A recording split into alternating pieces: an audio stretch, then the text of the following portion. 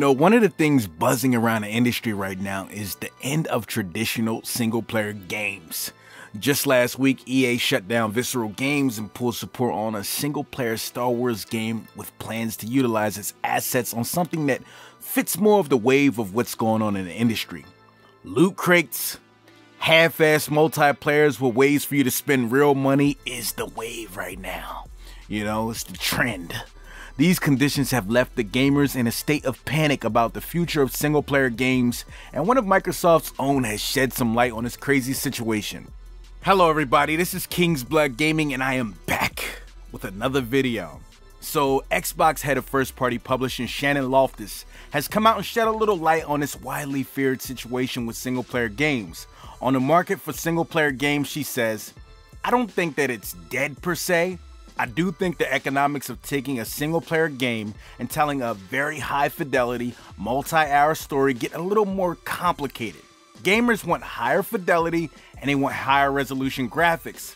She also says, "There are of course strong examples of compelling single-player only games that have performed well in the market, such as Bethesda's Fallout 4, Sony's Horizon Zero Dawn, and Microsoft's own Ori series.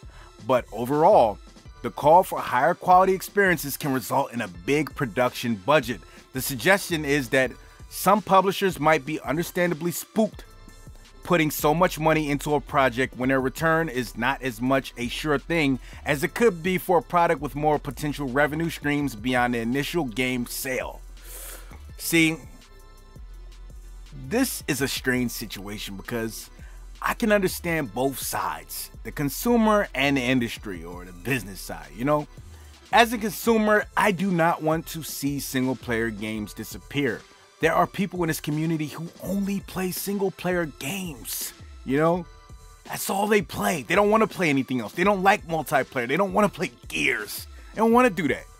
Now, although Xbox is mostly a huge multiplayer community, there are still gamers on Xbox who only play single-player games. But as a business in this industry, you want to make profit off these games. In some cases, selling 1 million copies isn't enough anymore. If you spent $50 million on production and another $25 million on advertisement, they need to make more than $150 million back. It is what it is. To make a profit should at least break even. It's the business, And speaking of the business, I really never wanted to touch the loot crate thing on this channel until I saw where things were going. But due to this situation, I have to. They go hand in hand. When you think about it, loot crates and, the presence of single-player games and them trying to make extra money, it all goes hand in hand. Like, truthfully, I didn't care about these microtransactions. I really didn't. As long as I don't have to pay extra money to finish a game, I don't care. If these devs want to squeeze some simp gamer out of a few bucks because they're trash, I don't care.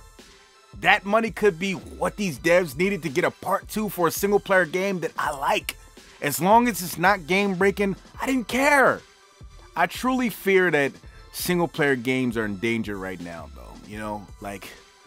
I might have been wrong thinking that, I didn't care about it because things look like they're just getting a little bit they're just getting a little tricky, And like I said, I feel like the single player games could be in danger. They could be. Right now, with all this talk of games as a service and these loot crate models, it's all just signs to me. And those signs point to, if they can't make a game that fits these models, they won't be making it, which basically destroys innovation, if you ask me. I mean, as we kind of seen with the Visceral games, Star Wars games, if they're not making it, if it can't be made, if they can't be making these extra revenue streams, they're not going to do it. It is what it is, but Phil Spencer told everyone that this was the way the industry was going. He told you, but most of you guys thought him to be a fool, but the writings were always on the wall. Something I'm starting to realize could be a problem with it all is them trying to shoehorn these single player games into that loot crate model and the loot crates not making sense. So they end up having to lock certain things you'll need behind these paywalls. And this is a situation that my man Jay Fonzarelli was pointing out. I mean, Truthfully, I thought Jay Fonz was just on the panic button a little bit too early, but I think he has a point right here. I mean, let's be real. Most of these loot crates in single player games don't make sense, so I don't see them making much money off of it. Look at Shadow of War, for God's sake. There is absolutely no reason to buy a loot crate in that game, so it is essentially worthless. I bet Monolith Productions wishes they would have done things a little different, you know, for them loot crates. Sad part is, if the loot crate model doesn't work for single player games, I see a serious cutback on single player games coming from Western developers. I think Japan will keep doing that thing. Like, one thing I give, shout out to my man Kim Masters. I mean, he put this out there last night and he had a point. I didn't even say anything because he had a point. Japanese developers and Sony and all them, they just keep shoving them out there. Like, they don't care. You know what I'm saying? When they break even, that's cool. They're getting a part 2. Like, Western developers, you're not getting that. Western developers are more, they're just all about the business, you know? It is what it is, man. Let me know what you guys think about this, all right? Hit that comment box and don't forget to like and subscribe to my channel. King's Blood out.